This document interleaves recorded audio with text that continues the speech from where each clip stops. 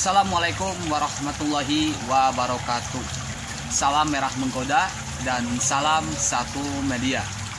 Salam sehat selalu buat kita semua. Apa kabar sahabat-sahabat subscriberku semua dimanapun berada? Saya berharap semoga selalu sehat walafiat dan selalu lancar rezekinya. Amin ya Allah ya Rabbal alamin. Oke, kembali lagi di channel saya Herdi Santo. Dan sebelum nonton video ini, alangkah baiknya bagi sahabat-sahabat semua yang ingin menyimak, tolong disiapkan bukunya ya. Karena ini sangat penting yang akan saya bahas, yaitu apa sih kelebihan dan kekurangan dalam budidaya cacing sutra tanpa lumpur. Bagi sahabat-sahabat semua yang ingin mulai ternak budidaya cacing sutra seperti di belakang saya ini nih ya, tanpa lumpur. Dan tentunya harus tahu dulu apa sih kekurangan dan kelebihannya. Oke, tanpa perlu lama-lama di sini saya akan bahas langsung. Ini dia.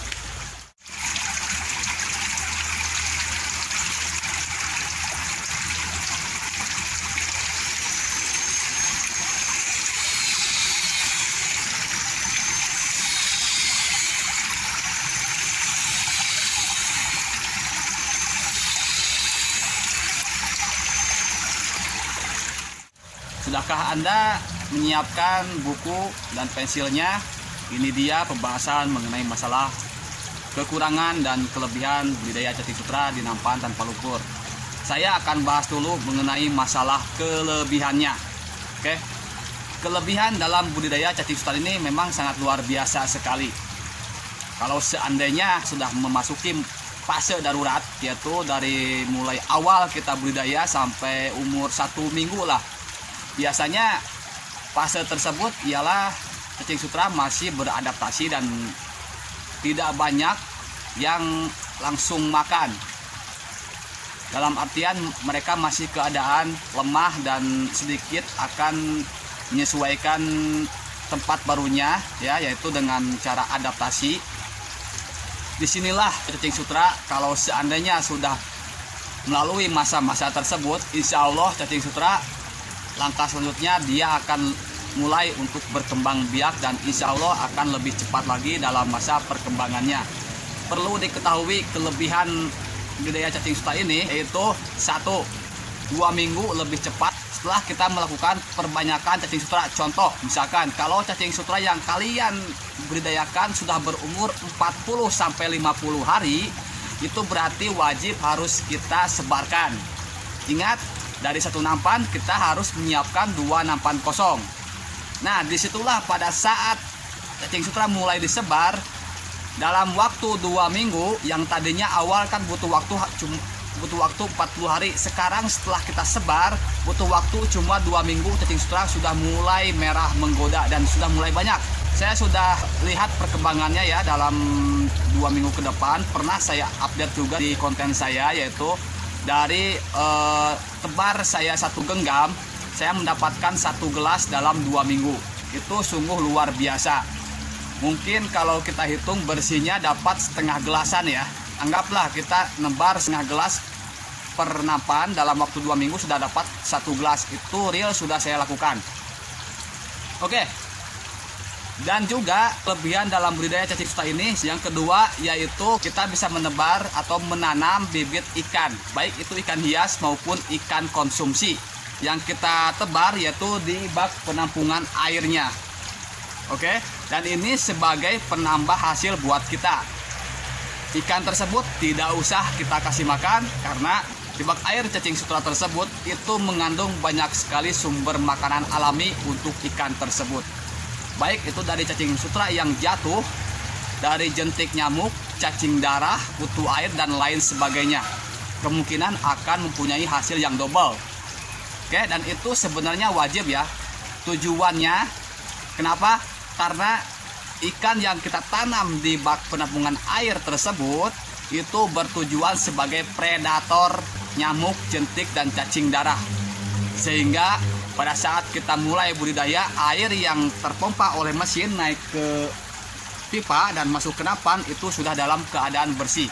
Sebelumnya air tersebut sudah mengendap dan sudah ada ikan yang siap menyantap seperti cadar, jentik, dan nyamuk. Dan kelebihan lain, kita bisa bebas kasih makanan sayuran maupun buah-buahan dengan syarat harus kita sesuaikan dengan jumlah populasi cacing sutra. Jangan terlalu berlebihan kasih makannya ya, karena itu bisa memungkinkan untuk mengundang amoniak yang tinggi ya, semakin naik di dalam media cacing sutra sehingga cacing sutra merasa tidak nyaman. Oleh karena itu boleh kalian memanfaatkan makanan tambahan seperti sayuran bekas, buah-buahan bekas, kulit pisang, dan lain sebagainya. Kalian boleh tambahkan dengan syarat secukupnya saja. Dan kelebihan lain, kita bisa memulai budidaya cacing sutra walaupun di tempat yang minim. Artinya bagi sahabat-sahabat semua punya lahan sekitar 2 meter kali 1 meter atau 2 meter kali 3 kali 4 ya, itu bisa kalian manfaatkan untuk memulai budidaya cacing sutra. Insya Allah selengkapnya komplit di channel YouTube saya. Sahabat-sahabat semua tinggal mempelajarinya. Dan saya berharap jangan di skip kalau sahabat-sahabat semua benar-benar serius ingin belajar, dan insya Allah pasti ketemu ilmunya. Oke, keunggulan lain yaitu kita bisa menyimpan, contoh tuh, coba perhatikan ya, itu ada talang air di atas sebagai penampung air, dan itu juga sebenarnya bisa untuk dimanfaatkan ternak cacing sutra juga. Di talang air ini saya manfaatkan buat ternak cacing sutra sebagai tambahan agar semakin banyak cacing sutranya ya. Saya akan coba perlihatkan buat sahabat. Tuh, coba perhatikan, itu merah-merah cacing sutra sangat banyak sekali ya. Ini sepanjang talang air ya, saya tanam cacing sutra. Nah, itu dia ya, sudah saya perlihatkan. Saya menanam cacing lagi di talang air. Tapi sahabat-sahabat semua tidak usah khawatir. Sebenarnya kita bisa memanfaatkan talang air ini untuk bercocok tanam sayuran sistem hidroponik. Bisa kalian lakukan. Karena saya juga pernah saya tanam seledri, itu alhamdulillah seledri tersebut tumbuh subur karena air hasil dari penguraian cacing sutra ini atau air hasil cacing sutra tersebut itu benar-benar sangat subur sekali buat tanaman. Oleh karena itu, kalau sahabat-sahabat semua mulai budidaya cacing sutra dengan sistem rak nampan bertingkat tanpa lumpur seperti saya, itu kalau bisa pada saat kita kuras airnya itu manfaatkanlah untuk menyiram tanaman. Insya Allah tanaman akan tumbuh subur. Bahkan lumpurnya yang mengendap di dasar bak penampungan air itu bisa kita manfaatkan sebagai pupuk organik. Nah, itu dia kelebihan dalam budidaya cacing sutra tanpa lumpur di nampan. Dan sekarang apa sih kekurangannya?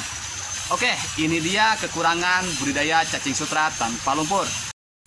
Salah satu kekurangan budidaya cacing sutra tanpa lumpur ini itu semakin lama kita kembangkan cacing sutra itu biasanya akan semakin kecil ukuran cacingnya.